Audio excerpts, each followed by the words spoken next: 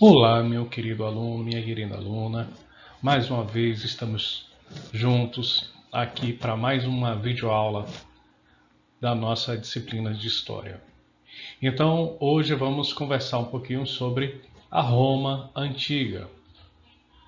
A nossa disciplina de História do primeiro ano do ensino médio, eu, professor Maicon Roque, junto com vocês, vamos desvendar mais alguns segredos da Roma Antiga. Para falar sobre Roma, nós precisamos entender inicialmente que Roma fica na Europa, certo? Roma não será o que a gente chama propriamente de Itália, tá? Será propriamente uma única cidade chamada Roma, que ela será fundada aqui no centro da Península Itálica. Então ela vai surgir aí por volta do século VIII a.C. e Roma terá uma dominância em três períodos da história romana.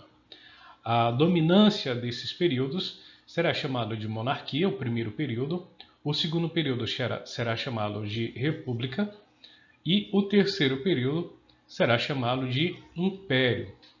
Então aqui nessa animação aqui, você vê que o domínio romano sobre outros territórios, ele vai crescendo conforme o tempo vai passando. Aqui temos em 300, em 120, em 440, em 400, em 500 depois de Cristo.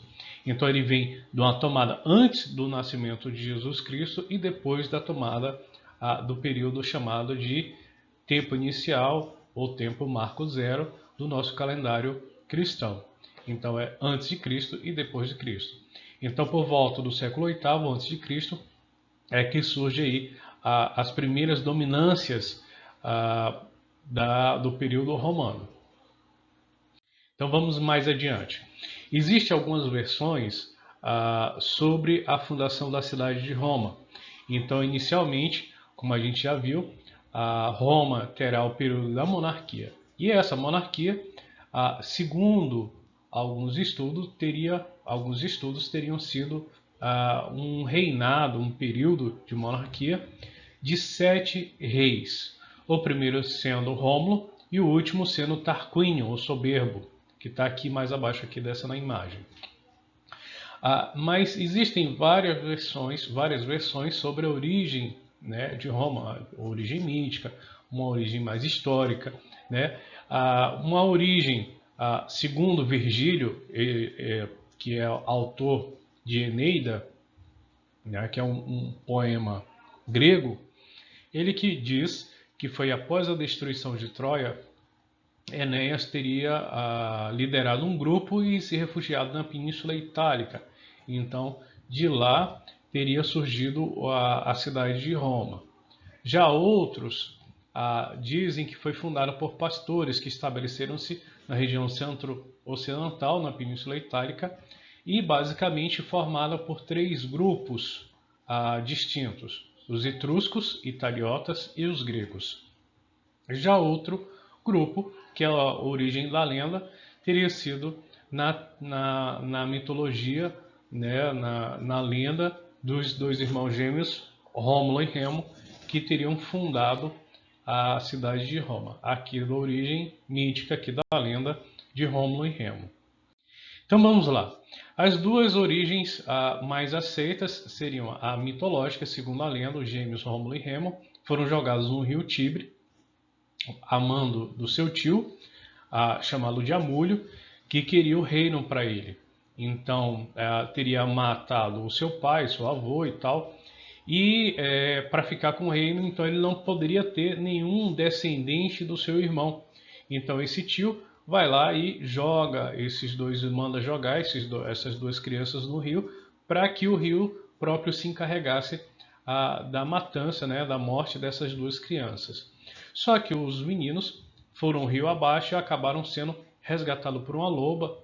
Essa loba animal que nós vimos na outra imagem teria resgatado essas duas crianças, amamentado, e posteriormente um casal viu a loba amamentando essas duas crianças e teria justamente trazido essas duas crianças para casa e teriam alimentado essas crianças, teriam criado essas duas crianças, esses dois gêmeos. Aí, posteriormente, quando adultos, voltaram à sua cidade de natal, chamada de Alba Longa, ao qual ganharam alguns lotes de terra e, posteriormente, fundaram a cidade de Roma. Existe mais outra explicação mais histórica, que Roma é o resultado da mistura de três povos que habitaram a região, que são os gregos, etruscos e italiotas, e que na região foi desenvolvido a agricultura e pastoreio. Então aí a gente tem várias mitologias, tem várias misturas, haja vista que inicialmente não eram registrados os acontecimentos históricos como nós registramos nos dias de hoje. Então, aqui a origem na monarquia, por volta de 753 a.C. até 509 a.C. Então aqui temos aqui uma imagem da Península Itálica, onde nós temos a distribuição de várias populações. Essas populações, temos os sardos, os etruscos, os umbros, temos aqui Roma, os romanos aqui, temos aqui os italiotas, os gregos, os cartagineses.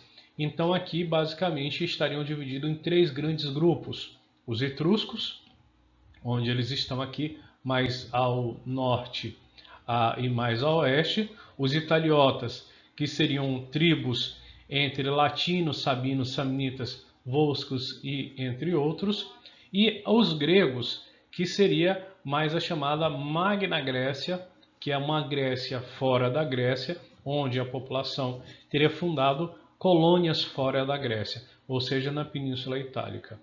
Então, por volta de 2000 a.C., os italiotas se deslocaram mais para o centro da Península Itálica e teriam fundado a cidade de Roma. Então, inicialmente, eles eram organizados em gens, né?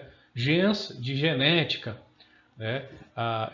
Essa genética quer dizer o quê? É um trabalho mais coletivo. Inicialmente era tudo coletivo, o trabalho coletivo, o que era coletado também era coletivo.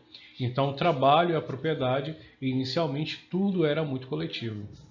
Mas posteriormente, com o crescimento populacional, a chamada explosão demográfica, ocasionou o quê? Ocasionou a escassez de terras férteis. Então essa escassez de terras férteis fez com que houvesse brigas, né, lutas internas pelo poder, lutas internas para quem ficaria com essas terras férteis. Então o que foi que aconteceu? Acabou que um grupo ficou com essas terras férteis, que serão chamadas de aristocracia, certo? Ou também chamados de patrícios, que são aqueles que têm a posse das melhores terras férteis. Então, a partir desse momento, a partir desse crescimento populacional desordenado, essa escassez de terras férteis, fez surgir então a propriedade particular. E essa propriedade particular, a gente pode identificar elas como urbes, né? A palavra urbis de urbano, urbanidade, cidade. Então, essas cidades, essas urbes vão surgindo a partir do que? Do domínio desses patrícios sobre a propriedade privada, sobre as terras férteis. Então, na monarquia, para que a gente possa consolidar aqui o nosso conhecimento, após a consolidação das urbes, aconteceu o que? A centralização da monarquia e, ao mesmo tempo, Roma foi dominada pelos reis etruscos.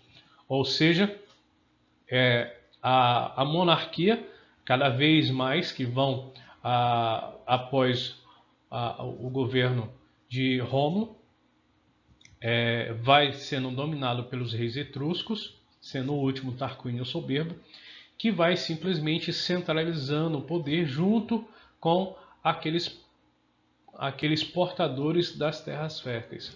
Ou seja, ele vai se aproximando cada vez mais dos donos das terras férteis, os donos das terras férteis se aproximando cada vez mais do rei etrusco, principalmente, para que eles pudessem dominar o restante da população que não tinham as terras férteis.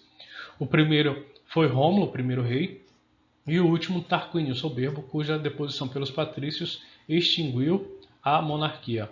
Apesar disso, Tarquínio o Soberbo ele começa a fazer um governo muito centralizado, ele começa a cobrar impostos muito altos, né, começa a fazer várias leis que desagradam os patrícios, então por isso que ele é deposto e logo em seguida da monarquia vem a república, certo? E a gente vai aprofundar daqui a pouco. Então, nesse período, a sociedade romana estava dividida e estruturada a partir da função e posse das terras. Ou seja, para que você possa compreender mais simples, de forma mais simples. Quem tem terras férteis tem poder. E quem tem o poder tem o direito ao voto. O voto quer dizer votar e ser votado. Ele pode votar nas leis, pode votar num candidato, ele pode ser um candidato, ou seja, ele pode ser votado. Então, vai ser sempre isso aqui. Isso aqui vai ser uma coisa, um elemento que vocês vão observar também durante toda a Idade Média. Quem tem terras férteis tem poder. Quem tem poder tem direito ao voto. Ou seja, só quem pode votar é quem tem poder. Somente quem tem poder é quem tem as terras férteis. Ou seja, é como isso aqui, as terras férteis, fosse seu título de eleitor. Então, se você tem terras férteis, você tem o direito ao voto. Se você não tem terras férteis, se você não tem título de eleitor, você não tem direito ao voto. Se você não tem voto, você não tem qualquer tipo de poder de decisão. Então, como é que estava a organização social da população romana? Então, aqui nós temos os patrícios, os clientes, plebeus e os escravos. Então, como é que é essa organização social? Os patrícios são a aristocracia. Aristocracia. Cracia quer dizer governo. De forma mais simplificada, governo ligado às terras. Ou seja, quem tem o poder de decisão é quem está ligado a Aristo, ou seja, a terra. Então, como a gente já falou, quem tem terra tem poder, quem tem poder tem direito ao voto. Então, a aristocracia pertencia a um conjunto de famílias nobres, donos das terras férteis. Ou seja, eles tinham poder econômico, político e religioso. Então, ou seja, quem tem terra tem tudo. Quem são os clientes? Os clientes são pessoas pobres, livres ou estrangeiros. Ou seja, o que é um estrangeiro? Por exemplo, para que você possa entender o que é um estrangeiro, é como se eu tivesse vindo de Porto Velho.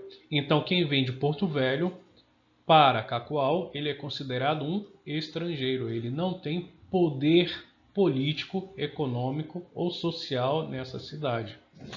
Então, eu sou considerado um estrangeiro se eu vim de Vilhena, se eu vim de Pimenta, se eu vim de Andreasa. Não interessa se é mais longe ou se é mais próximo. Mesmo sendo do mesmo estado, mesmo sendo do mesmo povo, mesmo sendo da mesma região de Rondônia, por mais que eu tenha vindo de algum local aqui próximo, mesmo que seja Andreasa, que é a 20 e poucos quilômetros daqui, eu não pertenço a essa cidade. Somente aqueles que estavam aqui antes de mim, muito antes, que foram distribuídos as terras férteis, somente eles que têm o direito de decisão. Ou seja, pessoas pobres, livres ou estrangeiras não podiam possuir propriedades. Ou seja, se ele tem propriedade, ele é dono de terras férteis, ele tem poder. Então ele é sempre dependente dos patrícios que cediam terras em troca de serviços. Ou seja, por exemplo, ele pode ser um colono. Eu sou um dono de propriedade rural, mas a minha propriedade rural é muito grande. Então, pessoas que vêm de outras regiões precisam de um trabalho, eu cedo uma parte da minha terra para que eles trabalhem e toda aquela produção é minha, me pertence, mas eu vou dar parte daquela produção como em pagamento para um cliente. Também serve para que a gente possa entender que esses clientes aqui, também serão protegidos pelos patrícios. Então, uma espécie de proteção. Quando você faz a associação entre um cliente e um patrício, você tem a proteção da legislação do patrício. Eles não tinham qualquer direitos políticos nem a cidadania. Do mesmo jeito, também se reflete aos plebeus. Só que aí é que mora a diferença. Os plebeus eram a classe mais numerosa em Roma. Eram pequenos agricultores, pastores, artesãos. Mas eles eram romanos. Eles eram romanos.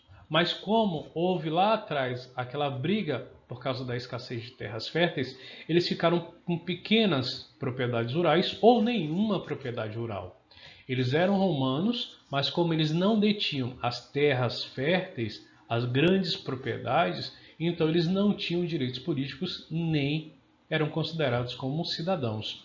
Eram pobres e não podiam se casar com patrícios. Por que eles não podiam se casar com patrícios? Porque se o sujeito, um homem, casa-se com uma filha de um patrício, como a mulher não herda naquele momento, ela não herdava o direito sobre a propriedade, quem herdaria seria o seu marido, no caso aqui, um plebeu. Então, por isso que não era autorizado esse casamento entre classes sociais diferentes. E aqui temos os escravos, que eram prisioneiros de guerras ou porque contraíam dívidas e não tinham como pagá-las. Não podiam legalmente casar-se e nem fazer quaisquer tipos de testamentos. Também não tinham quaisquer direitos políticos nem de cidadania.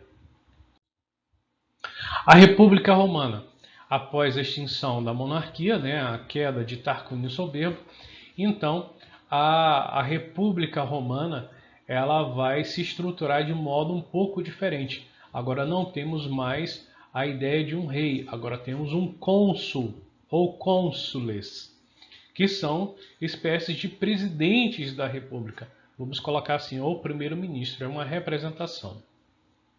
Então, qual é o órgão máximo da República Romana? O órgão máximo é o Senado. Então, esse Senado funcionava como órgão legislativo, era ele que criava as leis, cabendo-lhes também decisões de guerra, paz, controle de orçamento público. É parecido com a república que nós temos hoje. Nós temos os deputados federais e temos os senadores. Mas lá naquele momento, na República Romana, eles só têm os senadores. E aqui temos os cargos. Abaixo dos senadores temos os cargos mais importantes que poderiam ser exercidos pela população patrícia. Os magistrados eram funções do executivo, do administrativo, que eram várias funções, entre elas chamadas de questores, prestores, edes, pontífices e censores. Cada um deles tinha uma função.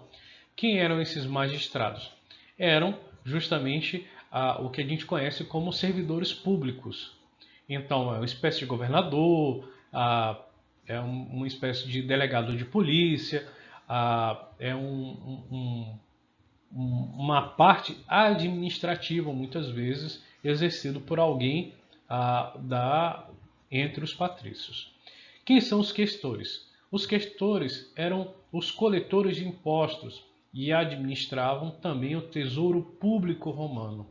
Ou seja, eles eram, além de coletar os impostos, eram uma espécie de ministros ou secretários da fazenda que nós temos hoje de forma comparativa. Quem eram os pretores? Os pretores eram juízes de questões familiares e sociais. Com o tempo, passaram também a exercer funções no exército. Os pretores são aqueles que se vestem de preto. O juiz, que é chamado também de magistrado. O juiz, o promotor, os advogados, e por aí vai essas funções administrativas. E para que a gente possa pensar também nos pretores, existia o exército, só que no exército a gente tem as patentes, temos o general, temos o comandante e tal. Então vamos imaginar também dentro das polícias. Dentro da polícia você tem a polícia civil, polícia militar, mas também temos a polícia federal. Normalmente a polícia federal são aqueles que se vestem de preto. Então eles são comandantes de exércitos de força policial. Quem são os Edis? São administradores dos centros urbanos. Cuidavam da limpeza, das festas, de uma espécie de policiamento local também. Os pontífices normalmente são encarregados de cultos religiosos, da religiosidade romana. E os censores são aqueles encarregados da contagem da população, aqueles que fazem o censo, aqueles que administram a contagem populacional. A República Romana. Então a gente pode observar aqui como está dividida a República Romana. Aqui temos cargos magistrados, temos aqui os senadores, que nomeia, por exemplo, um ditador em épocas de guerra, ele poderia nomear um ditador. Mas normalmente os senadores faziam o quê? Faziam consultas entre eles e aí votava-se nos cônsules, ou seja, quem são os cônsules? São administradores, são espécies de presidentes da República, são espécies de primeiro-ministros. Então, eles estão aqui para governar, para administrar a parte executiva da população. Então, temos os pretores, censores, edes e questores. E aqui temos a distribuição daqueles que poderiam votar e ser votados. Posteriormente, os plebeus eles não tinham quaisquer direitos em assembleias, mas com o tempo eles passaram a ganhar alguns poderes e passaram também a assumir a chamada Assembleia Plebeia, ou Assembleia da Plebe, que passou a ter alguns cargos administrativos, que a gente vai ver mais adiante. Revoltas da plebe. Como eu já falei, os plebeus eram romanos, mas eles não tinham grandes propriedades territoriais, eles não tinham as grandes terras férteis. Então, por isso que eles não comandavam, eles não tinham direitos políticos e administrativos. Então, com o tempo, o que foi que aconteceu? Já que os patrícios monopolizavam todo o poder republicano, com o tempo, os plebeus começaram a pressionar justamente os patrícios para poder ter direitos a votos, às decisões, a votação em leis. Porque muitas vezes os plebeus eram obrigados a participar de campanhas militares. Vamos imaginar que os patrícios resolveram dominar um povo, invadir uma terra. Então quem serviria justamente de peão, quem serviria de soldado, eram os plebeus. Mas os plebeus, o que eles tinham que fazer? Eles tinham que largar tudo que estavam fazendo para engrossar os exércitos, né, as fileiras dos exércitos romanos. E muitas vezes ainda tinham que contrair empréstimos para poder ir para a guerra. Porque eles tinham que ir armados, tinham que ir com arco e flecha, muitas vezes tinham que ter escudos, tinham que ter armaduras, sandálias, né, tudo isso, a comida, provisões, e tudo isso saía do bolso do próprio plebeu. Apesar dele não ter nenhum direito de decisão, ele tinha que arcar com os próprios prejuízos da guerra. E muitas vezes, quando eles voltavam, eles além de ter o prejuízo dos empréstimos, muitas vezes voltavam derrotados, né, com algum tipo de amputação de pé, de braço, de olho, e tinham que trabalhar para pagar suas dívidas. E o Estado não amparava esses plebeus em guerra. Então, em 494, os plebeus realizaram a chamada Greve do Monte Sagrado. Então, o que foi essa greve? Simplesmente eles se retiraram da cidade, foram chamados para um Monte Sagrado e disseram: enquanto vocês não cederem às nossas reivindicações, nós não vamos sair daqui, nós não vamos acabar com a nossa greve. Então aí é que praticamente eles passam a conquistar alguns direitos. E quais são essas conquistas? Quais são esses direitos? Primeiro de tudo, em 495, com a revolta do Monte Sagrado, foi criado uma nova magistratura, os tribunos da plebe. Ou seja, como a gente já falou, como a gente já viu lá, a Assembleia dos Plebeus. agora ele tem o direito de ocupar alguns cargos administrativos, a tipo o Edis. Então, eles vão cada vez mais Edis, questores, pretores, e aí eles vão subindo, vão tendo o direito de ocupar mais cargos administrativos, até inclusive ser senadores. Em 450 a.C., nós temos a conquista da Lei das 12 Tábuas, que é uma espécie de igualdade jurídica por meio de leis escritas. Anteriormente, as leis não eram escritas, as leis eram conhecidas por todos, mas não eram escritas. E muitas vezes, quando um plebeu ia para o tribunal reivindicar algum direito, ou era processado por alguma coisa, ou até mesmo por um roubo, por um tipo de acidente que tivesse causado, ou que fosse sua culpa, as leis, como não eram escritas, muitas vezes não beneficiava ou não eram tão justas assim com os plebeus, e acabavam beneficiando por demais os patrícios. Então essas leis escritas garantiam que uma chamada igualdade jurídica tanto para um plebeu quanto para um patrício. E aí depois as leis que foram se sucedendo, né, como a Lei Canoléia, que dava igualdade jurídica, né, a igualdade civil entre plebeus e patrícios, e agora o casamento entre patrícios e plebeus. Posteriormente, Lei Licínia, que concedeu aos comerciantes e ricos participarem das magistraturas. E posteriormente também proibiu a escravização dos plebeus por dívidas e dando também acesso a terras públicas.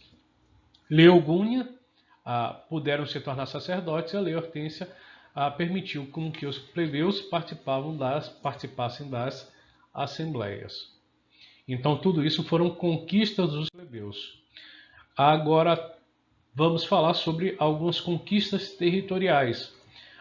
Essa necessidade do crescimento agropastoril, essa expansão, fez com que a população fosse cada vez mais para o sul da Península Itálica, porque eram terras mais produtivas, eram mais próximas do Mar Mediterrâneo. Isso também fez com que eles também progredissem no comércio naval.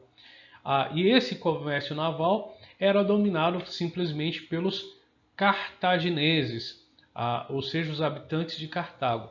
E então, posteriormente, eles vão ter uma briga entre Roma e Cartago, que é justamente o que a gente vai falar agora, que são chamadas as Guerras Púnicas. Entre 264 a.C. a 146 a.C., Cartago dominava todo o comércio no Mar Mediterrâneo. Né? Como eles eram mais antigos na navegação, né? Então eles dominavam todo o comércio aqui, com todos esses povos aqui, desde a costa africana até todo o Mar Mediterrâneo. Mas como houve um crescimento de Roma, principalmente para o sul da Península Itálica, também cresceu um incentivo ou interesse pelo comércio marítimo. Então aí começa uma briga entre Roma e Cartago para ver quem dominava toda essa região marítima. Então por isso que há as chamadas Guerras Púnicas. E por que é chamado de Guerras Púnicas? Porque os romanos chamavam os fenícios de Punis. Então, como a Fenícia, a cidade de Cartago, era uma cidade que pertencia aos fenícios, que foi fundada pelos fenícios, então quem habitava Cartago eram os fenícios ou cartagineses, né, fenícios de uma forma geral. Então foi identificada essas guerras posteriormente como guerras púnicas, por causa dos fenícios. Então eles guerrearam pelo comércio mercantil, ou seja, o comércio marítimo nessa região. E posteriormente a Roma foi aumentando seus domínios para outras regiões, aumentando e dominando a Síria, a Grécia, Península Ibérica, Gália Transalpina e o Egito. Então foi dominando e acrescentando demais regiões. Então não foi só Cartago que Roma dominou. Roma dominou o sul da própria Península Itálica, o norte, e aí foi dominando outras regiões, como a Britânia, como a região da Espanha, Cartago, Síria, Egito, Mesopotâmia, Síria, Armênia. Então eles foram dominando, foram aumentando, e aqui temos o que? O processo de expansão romana. Essa expansão romana fez com que todas essas populações aqui se tornassem escravos e passassem a pagar tributos a Roma, certo? Se tornassem todas essas populações escravas, repetindo, pagando tributos a Roma e obedecendo às leis romanas. Então temos o que? As consequências dessas conquistas. A expansão mercantil e manufatureira de Roma, ou seja, a expansão do mercado consumidor de Roma, o surgimento da nova classe social, que a gente pode falar isso mais tarde, que são chamados de cavaleiros, são aqueles que montam a cavalo e que fazem esse processo de expansão através da terra, né? Porque já estavam fazendo também pela expansão marítima. Temos uma grande concentração de riqueza em Roma, haja vista a cobrança de impostos dos povos dominados. Temos também um êxodo rural e a urbanização das estruturas, ou seja, a população romana começa a sair da zona rural e vai para as cidades, porque é muito mais interessante, é onde está correndo dinheiro. Então, há uma urbanização das estruturas, porque tudo agora gira em torno do comércio. Os povos conquistados foram escravizados e passaram a pagar impostos para Roma e obedecer suas leis. Com isso, temos um aumento significativo da escravidão e a desestruturação da própria sociedade romana. Por que uma desestruturação da sociedade romana? Porque com o crescimento da escravidão, aquele médio e aquele pequeno produtor não tem mais condições de competir com aqueles grandes produtores rurais que detêm a mão de obra escrava. Então, a mão de obra escrava faz com que aconteça um fenômeno de oferta muito grande desses produtos. Então, aquele pequeno produtor que produzia o seu próprio produto, tirava o leite, né, produzia o seu próprio, vamos colocar o café, o trigo. Agora, ele não tem mais para quem vender porque tudo está muito barato. Então, é muito mais barato você comprar de um produtor rural, de um grande produtor rural que tenha mão de obra escrava, que tenha grandes propriedades, do que desse pequeno produtor. Então, temos o quê? A decadência dos médios e pequenos proprietários rurais, como a gente já estava falando há pouco. Devido ao excesso de mão de obra escrava e de produtos produzidos pelos escravos, os médios e pequenos produtores romanos não tinham como competir com os preços dos grandes proprietários rurais, criando uma classe social sem renda, desempregados e pobres que foram para Roma em busca de algum trabalho ou algum tipo de renda. Esse processo resultará mais tarde na chamada política do pão e circo, que foi uma tentativa de apaziguar os ânimos de plebeus, médios e pequenos produtores implementados por Otávio Augusto no período do Império Romano. Então você pode observar que esses problemas da República Romana vão se estendendo até chegar no período do Império Romano.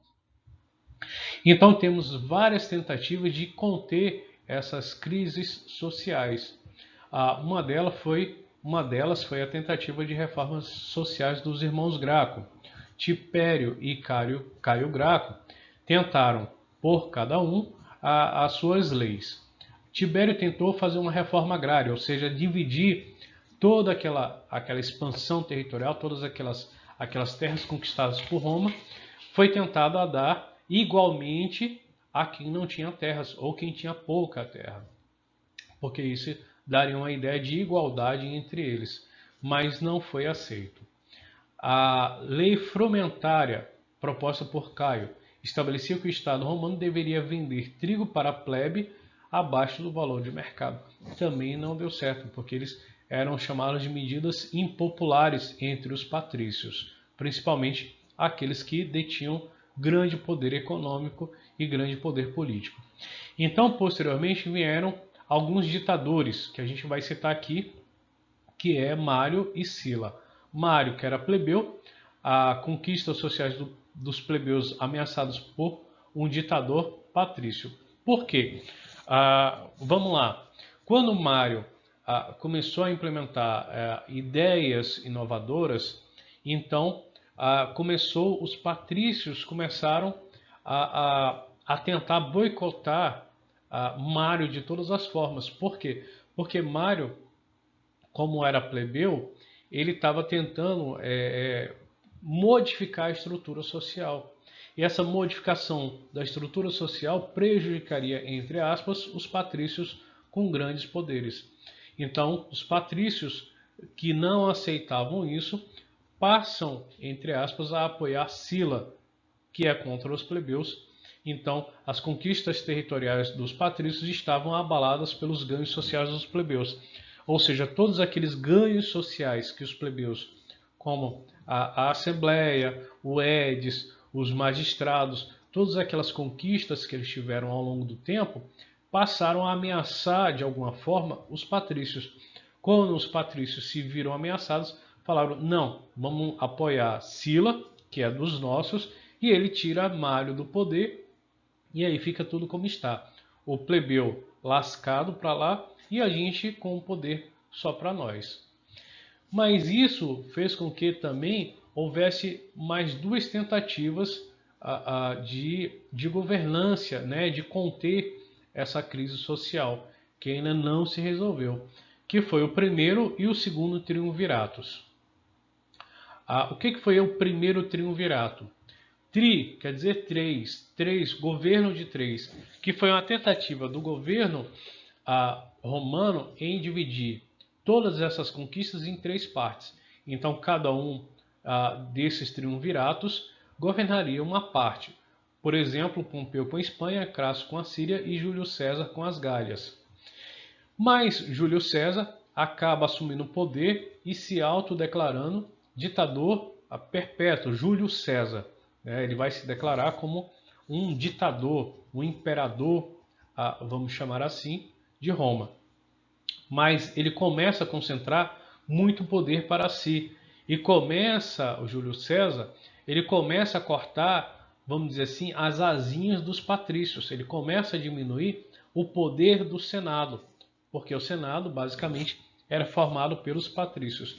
Então, quando ele começa a cortar os poderes, diminuir os poderes dos patrícios, eles começam, ou seja, dos senadores, eles começam a investir contra Júlio César, até que eles tomam o poder de Júlio César. E aí vão lançar o segundo triunvirato, agora com Marco Antônio, Lépido e Otávio Augusto. Já nessa divisão, Marco Antônio ficou com a Síria e o Egito, que posteriormente acabou morrendo, junto com Cleópatra, acusado de traição contra Roma. Lépido fica com a África, mas com nem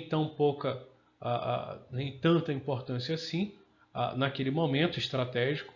E Otávio acaba ficando com a Europa, que é a parte mais centralizada, que acaba por instalar uma forma de governo que será chamada de império.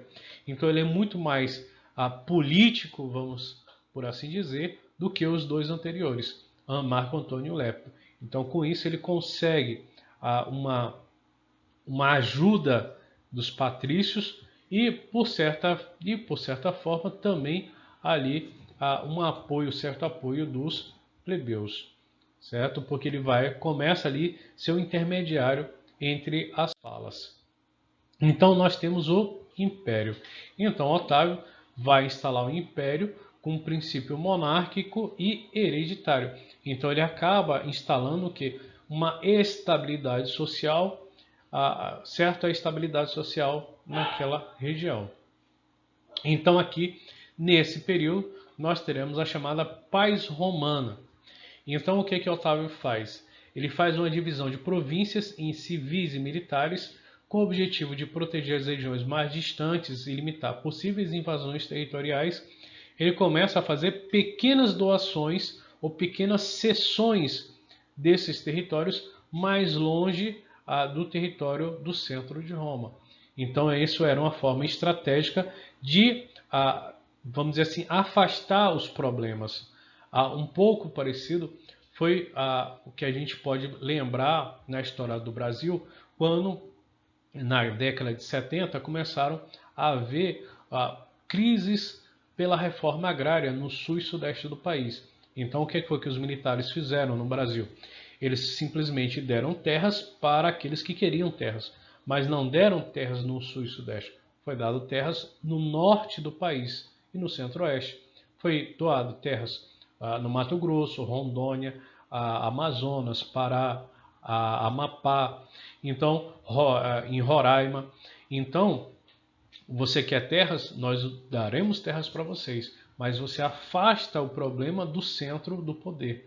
Então foi dado terras a essas populações, mas longe do centro do poder, longe de Roma. Então, com o tempo, o poder do Senado acabou sendo reduzido, né? A importância do Senado acaba sendo reduzido por causa do imperador. Haja vista que ele é uma espécie de monarca, uma espécie de rei. Ele é muito parecido com o rei. Então as decisões dele não precisam passar pelo Senado. Então, Otávio vai implantar a política do pão e circo para tentar conter a crise de insatisfação de pequenos e médios produtores rurais, devido ao excesso de produção, como a gente já falou. Então ele vai, também algumas das reformas, ele vai fazer uma reforma a partir da classificação social, a partir do fator econômico, e o exército agora, como antes os plebeus tinham que até mesmo pagar para poder entrar no exército, né, bancar o seu sustento no exército, agora o exército vira uma atividade profissional ganhando um salário.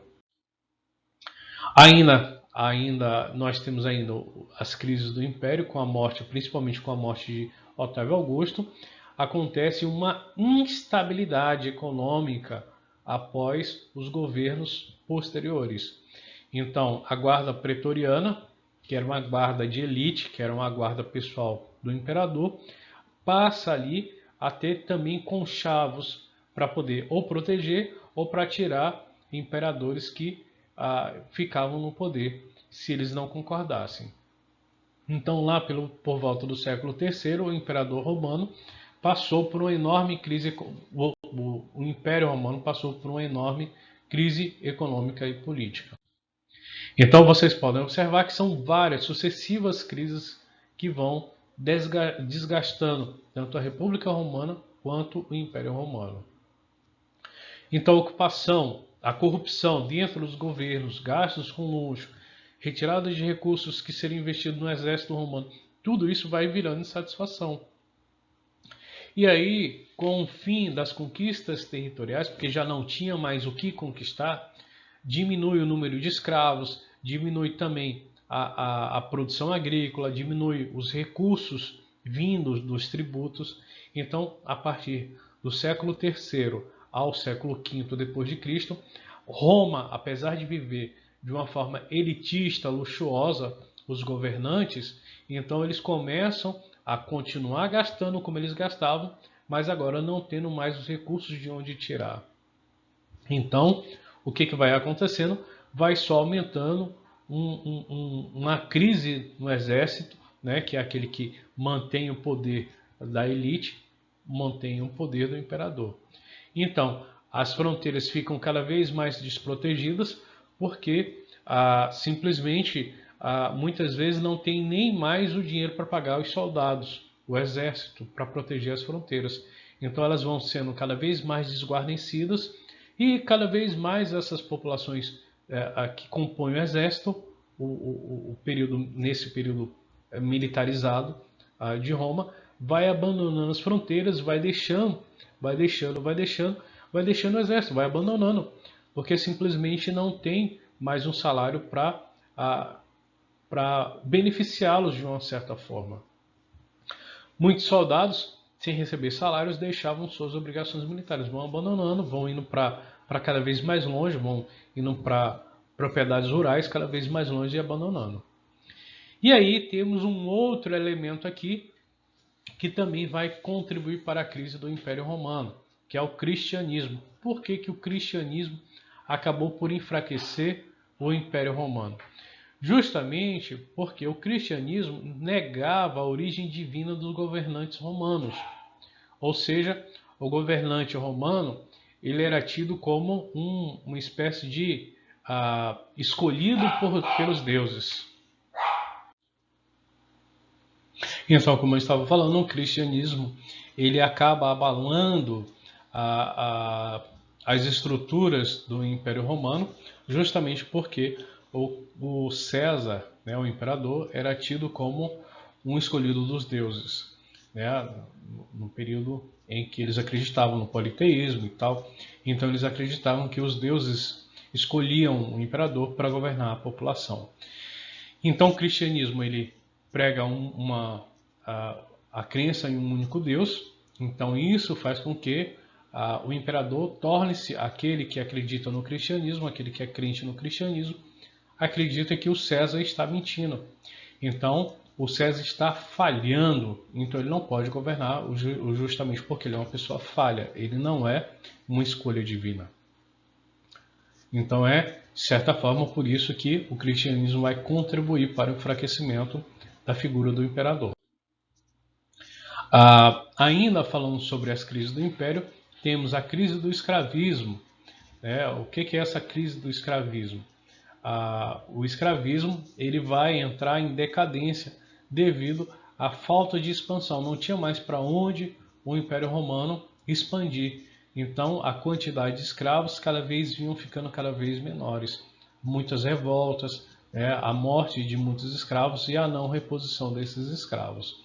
Então, isso vai fazer com que haja uma alta da inflação, ou seja, os produtos vão começar a subir o preço, vai ficar cada vez mais escasso. Então, essa escassez desses produtos vai causar uma decadência do comércio.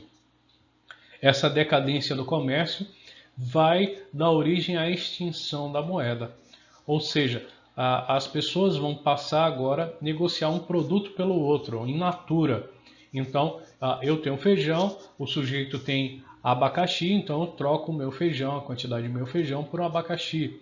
O outro tem melancia, eu quero melancia, então eu troco a minha melancia ou o meu feijão pela melancia dele e assim sucessivamente. Ou eu troco o meu serviço por um produto ou por um serviço, né?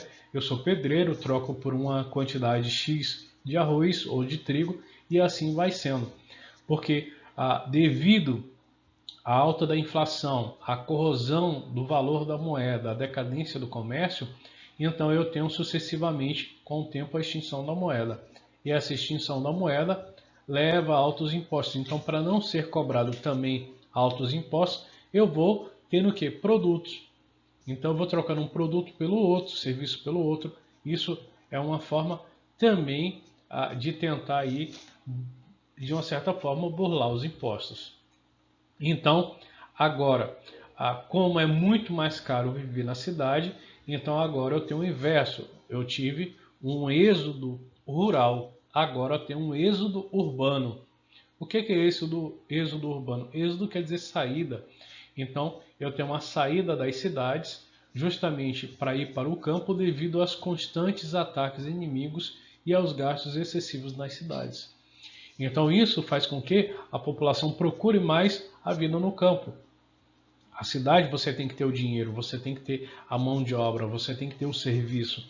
Então, no campo não, você produz farinha, você produz o trigo, você produz uva, você produz azeite e pode trocar um produto pelo outro. Você tem o leite da vaca, você tem o leite da cabra, da ovelha, tem a lã. Então tudo isso você pode ir trocando de forma muito mais facilitada do que nas cidades. E aí temos o período do Baixo Império, entre os séculos III e o século IV depois de Cristo, já no governo de Diocleciano. Ainda sucessivas crises vão acompanhando esses governos. Tá? Governo de Diocleciano, ele torna-se imperador com o apoio das legiões, dos exércitos. Transferiu a capital do império para Nicomédia, ou seja, é uma tentativa ali de sair de Roma, sair daqueles transtornos que a própria cidade traz consigo para Nicomédia, que era uma tentativa de afastar-se dos problemas. Mas com isso também enfraquece a capital romana, né? Enfraquece de uma certa forma Roma. Ele temia os três perigos da cidade. Quais eram os três perigos da cidade? O Senado, a plebe e as legiões. Ele vai acabar instituindo a tetrarquia, que é uma forma de dividir o poder com 4 governantes. É como se ele governasse acima e tivesse 4 governadores ou vice, vamos chamar de vice-prefeitos ou vice-governadores, ou chamá-los de vice-presidentes, para ajudar ele a governar junto com ele. Mas também, infelizmente, não deu tão certo assim. Revigorou o caráter divino do poder real, com a perseguição aos cristãos, ordenou o fechamento de todas as igrejas cristãs e a perseguição e morte dos cristãos, justamente porque era uma tentativa de retornar ao poder divino, o caráter divino, o caráter real do seu poder, do poder de César, do poder de imperador. No Baixo Império nós teremos Constantino, que vai decretar o Edito de Milão, que é o culto de liberdade aos cristãos, que era uma tentativa de aproximar o cristianismo para, ao invés de você, aquela velha história, em vez de você tentar lidar ou lutar contra o seu inimigo, junte-se a ele. Então, em vez de lidar ou lutar contra o cristianismo, que era algo que estava crescendo exponencialmente, ele decidiu se juntar aos cristãos. Já Teodósio emitiu o Edito de Tessalônica, que tornou o cristianismo como religião oficial. E Teodósio também vai decretar a divisão do Império Romano em 395. E aí nós teremos o que? A divisão do Império Romano do Ocidente e Império Romano do Oriente, como nós podemos ver aqui nessa imagem. Então, Império Romano do Ocidente, Império Romano do Oriente. Império Romano do Ocidente, a capital em Roma, então ele vai governar toda essa parte aqui em verde. Bretanhas, Gália, Espanha, né, a própria Península Itálica, enquanto o Império Romano do Oriente vai ficar com a Macedônia, Bizâncio, né, a Ponto, a Alexandria, o Egito, toda essa parte aqui vai ficar com o Império Romano do Oriente. Direito romano. É muito interessante quando a gente fala sobre o direito romano. Por quê? Porque com a divisão do império, com tudo isso que estava acontecendo, você precisava garantir alguns direitos tanto para os patrícios quanto para os plebeus. Então nós temos o jus civilis, que é baseado nos costumes das leis mais antigas, que era a garantia dos direitos naturais das pessoas, os direitos que as pessoas tinham, por exemplo, sobre a propriedade privada. O jus gentium, que eram as conquistas territoriais, os domínios de outros povos, surgiu o direito de estrangeiro.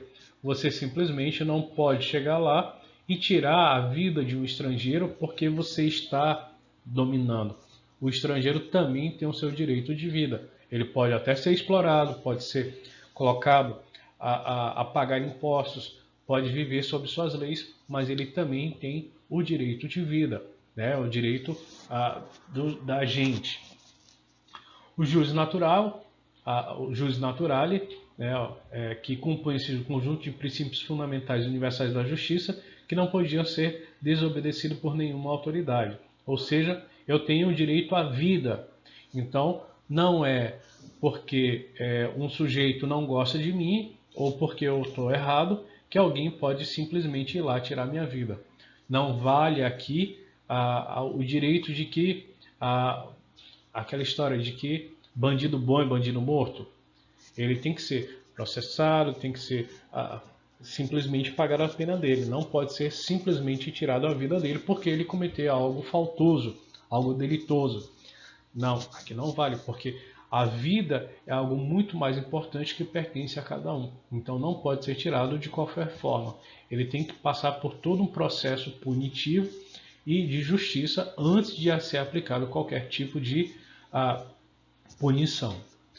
E aqui, também pertencente ao direito romano, ao direito público romano, temos a ideia do colonato. O que era o colonato?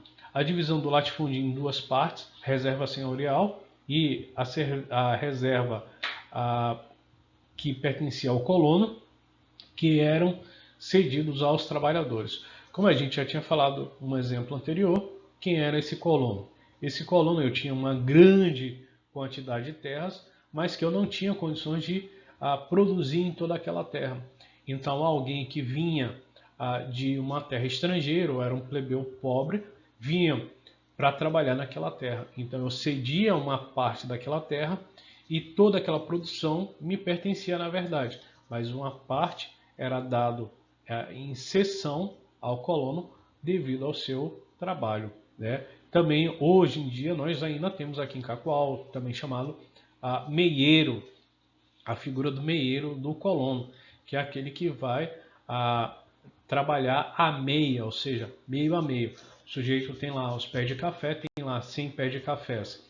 Então o meieiro, o colono, vai lá tirar todo o café, uma parte pertence ao dono do cafezal, né, o dono da propriedade, e outra parte é pago com produto pelo serviço dele. Então aqui, nós, para já irmos para o final, temos a invasão dos povos bárbaros, que é outro elemento que vai contribuir para a crise e a derrocada do Império Romano, por vez. Vários povos bárbaros, chamados de povos germânicos, lombardios, érulos, saxões, bretões, vândalos, lombardos, burgúndios, ostrogodos, visigodos, eles estavam fugindo, na verdade, da perseguição dos povos hunos. Então esses povos hunos começaram a perseguir vários povos, várias tribos de origem, chamadas de origem germânica. Então esses povos de origem germânicas, identificados pelos romanos de povos bárbaros, começaram a fugir da perseguição dos povos hunos. E esses povos hunos fizeram com que houvesse justamente um encontro entre esses povos bárbaros e o povo romano. Então, houveram vários conflitos entre romanos e os povos bárbaros devido ao que? A pressão exercida pelos povos hunos. Invasões bárbaras, para que a gente possa identificar um pouco melhor. Crise econômica e as crises militares dificultaram a defesa das fronteiras e facilitaram a invasão das invasões bárbaras germânicas, também chamadas de Völkerwanderung. O que foi isso? Lembra daquilo que a gente já tinha falado sobre os exércitos não recebendo salário?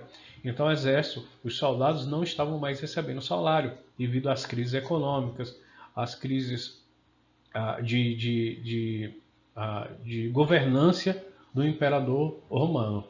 Então, por essas dificuldades econômicas, os soldados começaram a deixar as fronteiras, e essas fronteiras ficaram muito mais, como é que eu posso dizer, suscetíveis a invasões. Então eles acabaram facilitando a invasão dessas tribos germânicas. Aqui temos aqui a palavra Völkerwanderung. Essa palavra Völkerwanderung, ela vai desmistificar que esses bárbaros não eram povos totalmente bárbaros. Eles, na verdade, estavam migrando, quer dizer, Völkerwanderung quer dizer migração. Povo que estava migrando. E por que eles estavam migrando? Porque eles estavam fugindo dos hunos. A partir de 375 d.C., os hunos chegaram à Europa, proveniente da Mongólia, perseguindo os povos germânicos. Ou seja, perseguindo os povos germânicos, eles acabam também entrando em contato com os romanos. Os hunos pressionaram os germânicos para dentro do Império Romano, ocasionando o quê? Os primeiros conflitos entre os povos germânicos e os romanos. Após anos de batalhas entre romanos e germânicos, eles vão acabar se unindo contra os hunos. Então, depois de muitos conflitos, depois da divisão do Império Romano do Oriente, Romano do Ocidente, então após sucessivas invasões, lutas contra os hunos, luta contra os povos germânicos, acabou acontecendo basicamente essa divisão aqui dos reinos germânicos. Então, os romanos, basicamente, eles acabam voltando para Roma e ocupando aqui a Península Itálica como um todo. E as outras regiões que acabavam sendo atacadas pelos hunos foram sendo deixadas, vamos por assim dizer, para esses povos germânicos que acabavam fazendo um acordo com os romanos e dominando essas regiões para assim alicerçar aqui uma defesa contra essas possíveis invasões dos hunos. Então, aqui temos os francos, suevos, visigodos, ostrogodos, alamanos, ângulos e saxões, bretões, escotos. Então, essas populações eram todas populações de origem germânicas, que vão ocupando essas regiões ao longo de toda a Europa. E, posteriormente, vai dar origem ao que a gente conhece como os povos europeus. Por exemplo, os francos vai dar origem à França. Aqui os alamanos vai dar origem, basicamente, ao que a gente chama de Alemanha. Então eles vão ocupando essas regiões e os romanos vão voltando para Roma e para a Península Itálica.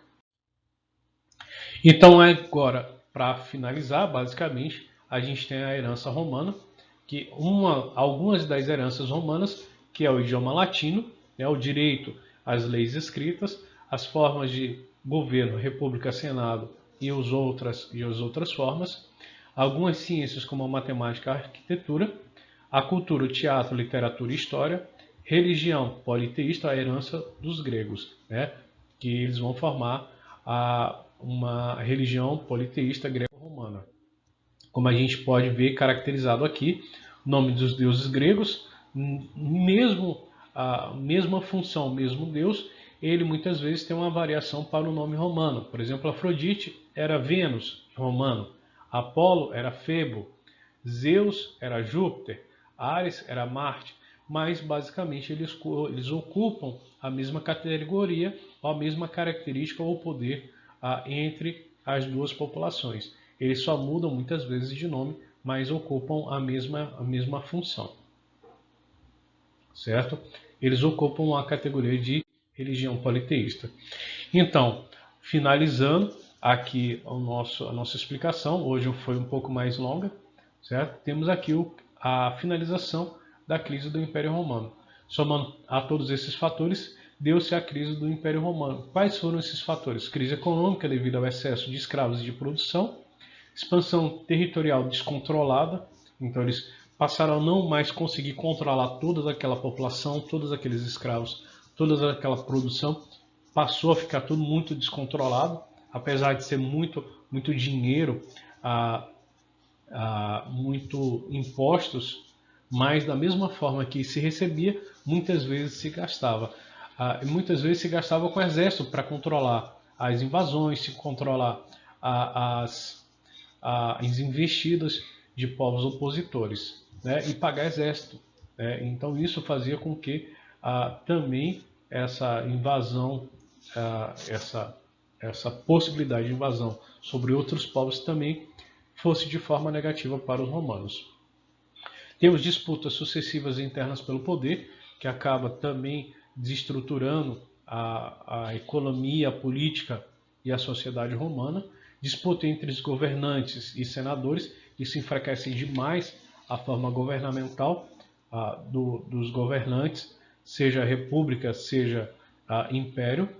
Posteriormente, o império também foi dividido em dois, em Ocidente e Oriente, também vai facilitar a entrada dos povos germânicos na parte ocidental e também vai facilitar a entrada dos hunos. Isso vai enfraquecer demais o Império Romano do Ocidente, o qual também vai cair por desgraça, posteriormente. A invasão dos povos bárbaros germânicos e posteriormente dos hunos, surgimento do feudalismo, que é um poder descentralizado.